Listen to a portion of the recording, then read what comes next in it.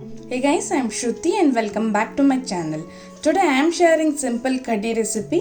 This is the perfect getaway from regular dal or sambar and can be done just under 15 minutes. And this goes perfect with hot steamed rice. And those who are new to my channel can try some of my recipes like plain Chinese gravy, sambar, rasam, multi-purpose spice powder. All the links will be updated below this video. And now without wasting much time, let's quickly dive into the recipe.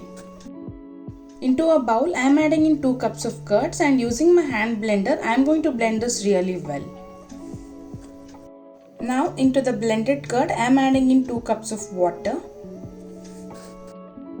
Next into the cup I have taken 4 spoons of besan or also known as chickpea flour, adding in some water and mix this really well to get smooth paste without any lumps. Once there are no lumps into the mixture, pour it into the batter. And now mix this really well and set it aside. Into my small chutney jar I am adding in half cup of fresh grated coconut, half cup of fresh coriander leaves, 1/4 tablespoon cumin seeds and few fresh chopped ginger and around 3 green chilies. And now grind everything coarsely, as this should be the right consistency. And now transfer this coarsely ground mixture to the curd slurry. Once everything is transferred, give it all a good mix. The curd slurry should be of this consistency. It should neither be too thick nor too thin, but of this pourable consistency. Into a thick bottom kadai, add in 2 tablespoons of desi ghee, and once the ghee is heated up, add in 1/4 tablespoon mustard seeds, and once they splutter, add in 1/4 tablespoon cumin seeds, 1/4 tablespoon hing, and a sprig of fresh curry leaves.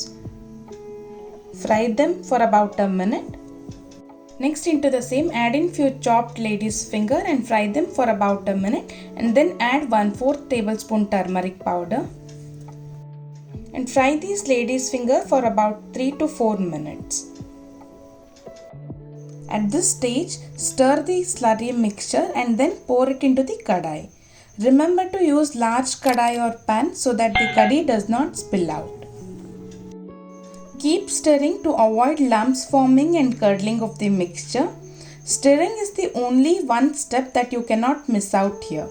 Let the kadai simmer for about 3 to 4 minutes, and once it comes to a boil, immediately turn off the flame and then add a spoon of salt or as per your taste and give it all a good mix. Remember to add the salt only after turning off the flame to avoid curdling. Yes, now the kadai is ready.